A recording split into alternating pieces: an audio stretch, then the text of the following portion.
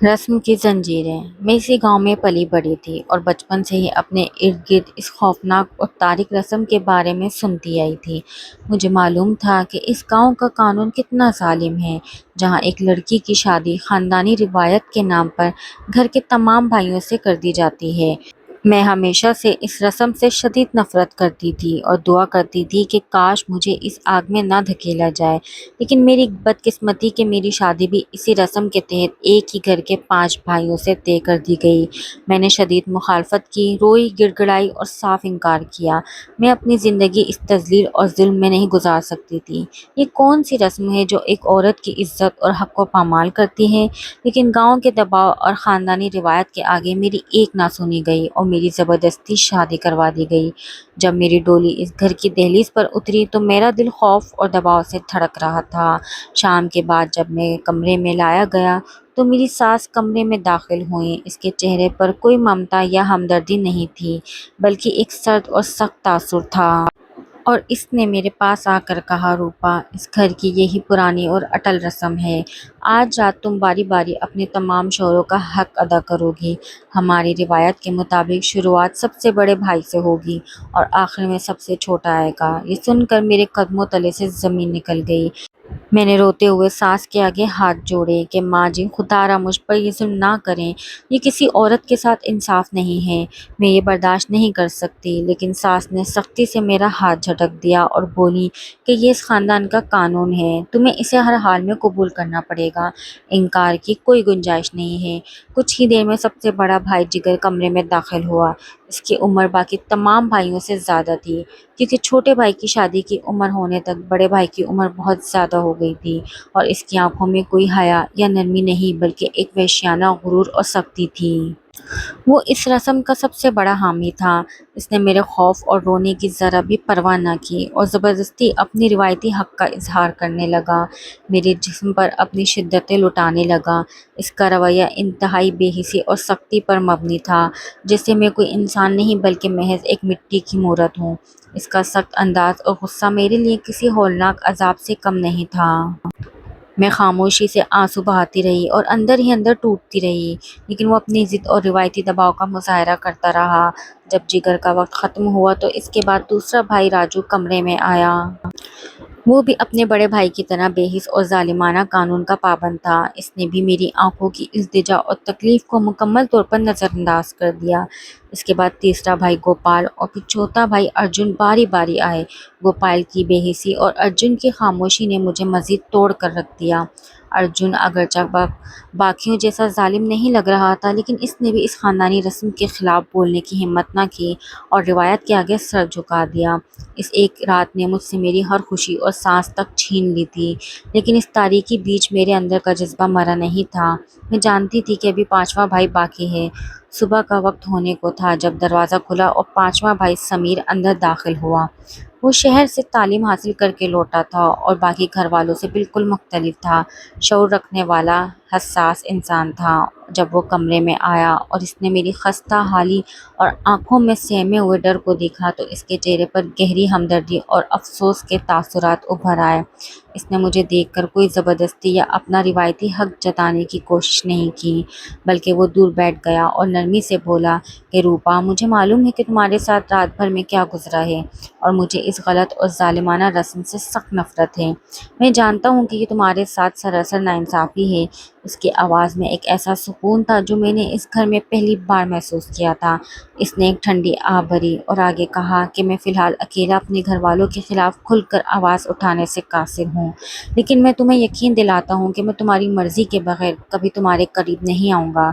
जब तक तुम खुद ना चाहोगी, मैं तुम्हें कभी नहीं छूऊंगा।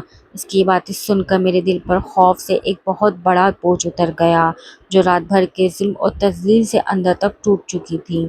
इसके लफ्ज़ों ने मुझे एक अजीब सा तहफ़्फ़ुज़ और इज़्ज़त का एहसास दिया।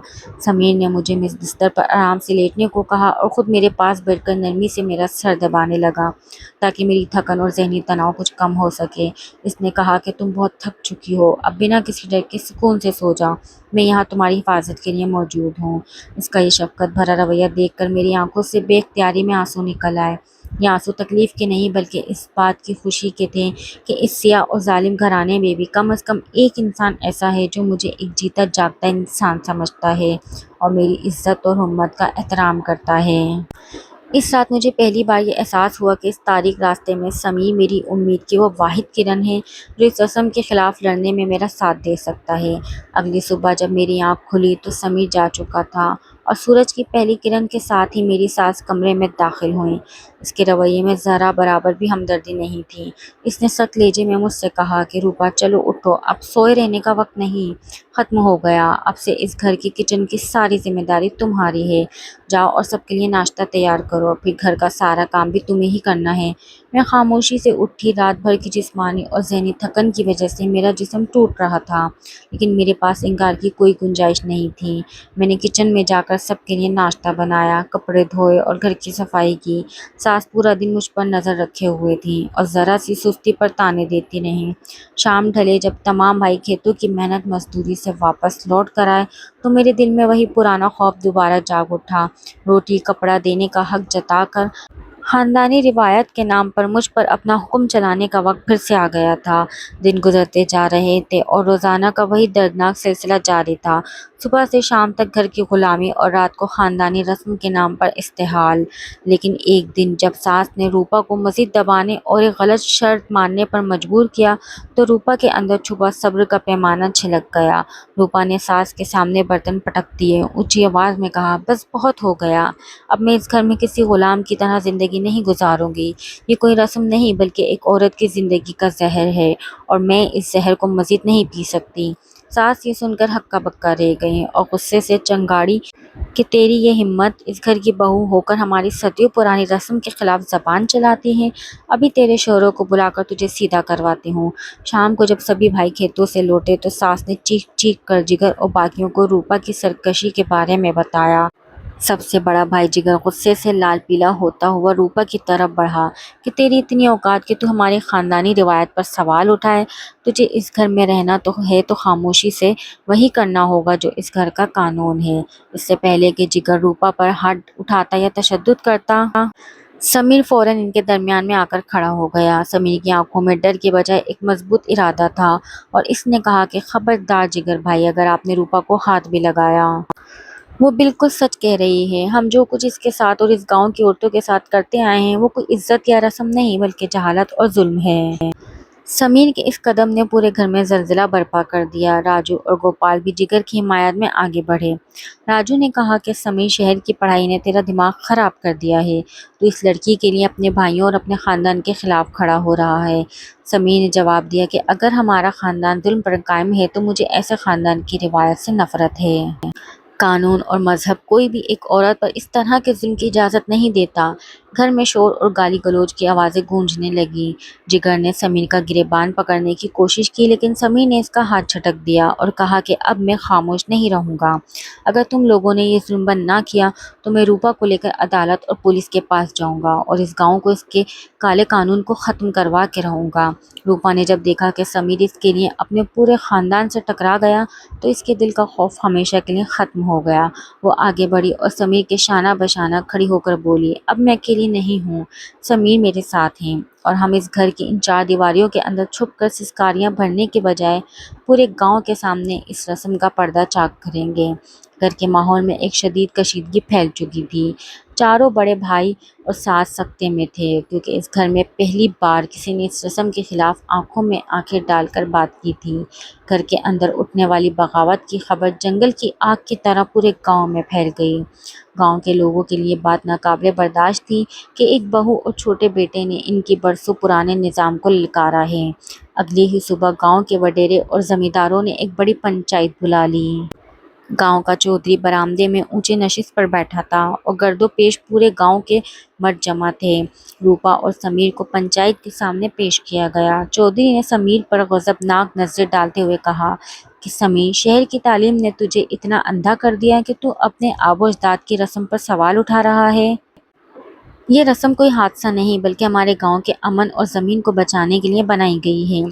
زمینداروں نے اس ظالمانہ رسم کی آڑ میں اپنی سچی نیت کا اظہار کیا کہ اگر ہر بھائی کی الگ شادی ہوگی تو باپ کی جائیداد کے ٹکڑے ہو جائیں گے، گھروں میں وارثوں اور زمینوں کے تنازع کھڑے ہوں گے۔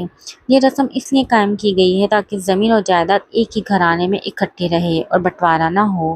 روپا نے گھونگھٹ اٹھا کر پنچایت کی آنکھوں میں آنکھیں ڈال کر کہا، زمین اور جائیداد کو بچانے کے لیے ایک عورت کی زندگی، اس کی عزت اور اس کے حقوق کی قربانی دینا کہاں کا انصاف ہے؟ یہ رسم نہیں بلکہ جائیداد کے لالچ میں کیا جانے والا وہ مظالم ہے۔ پنچایت کے بڑے غصے سے تلملا اٹھے اور انہوں نے فیصلہ سنایا کہ اگر تم دونوں نے اس روایت کو تسلیم نہ کیا تو تم دونوں کو اس گاؤں سے آگ کر دیا جائے گا اور سخت سے سخت سزا دی جائے گی۔ پنچایت کے اس یک طرفہ اور ظالمانہ فیصلے کے بعد سمیر روپا کو لے کر سیدھا قریبی تھانے میں پہنچا۔ لیکن گاؤں کا نظام اتنا گلا سڑا تھا کہ انصاف کی امید وہاں بھی دم توڑ گئی۔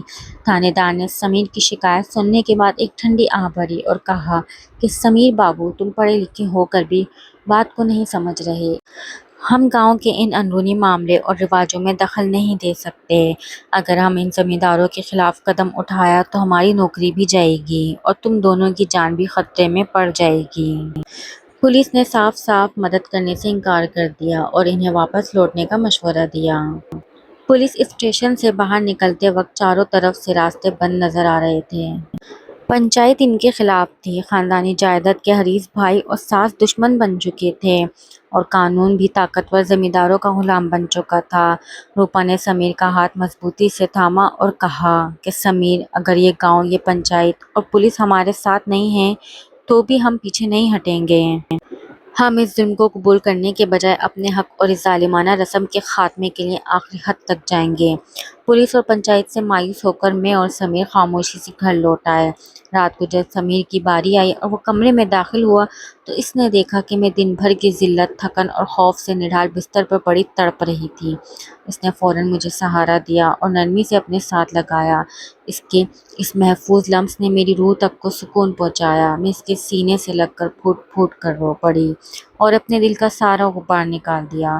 سمیر نے پیار سے میرے آنسو پوچھے اور میرے بالوں پہ ہاتھ پھیرتے ہوئے دھیمے لہجے میں کہا کہ روپا، اب اور نہیں، میں تمہیں اس جہنم میں ایک پل کے لیے بھی تاریک مستقبل کے حوالے نہیں کروں گا۔ تم کل رات تیار رہنا، ہم خاموشی سے یہ گاؤں چھوڑ کر شہر بھاگ جائیں گے۔ اس کے ان الفاظ نے میرے مردہ دل میں زندگی کی نئی لہر دوڑا دی۔ اگلی رات جب پورا گھر اور گاؤں گہری نیند سو رہا تھا، سمیر نے خاموشی سے میرا ہاتھ تھاما اور ہم پچھلے راستے سے نکل گئے۔ ہم نے پیچھے مڑ کر نہیں دیکھا اور صبح ہوتے ہی شہر پہنچ گئے۔ شہر پہنچ کر سمیر مجھے ایک معروف NGO کے دفتر لے گیا۔ وہاں موجود خواتین کے حقوق کے لیے کام کرنے والی ٹیم نے ہماری پوری کہانی سنی۔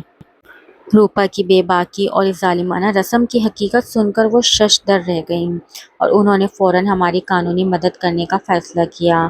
NGO کے وکیل نے اس معاملے کو ہائی کورٹ میں اٹھایا اور ہمارے رہنے کا محفوظ انتظام کیا۔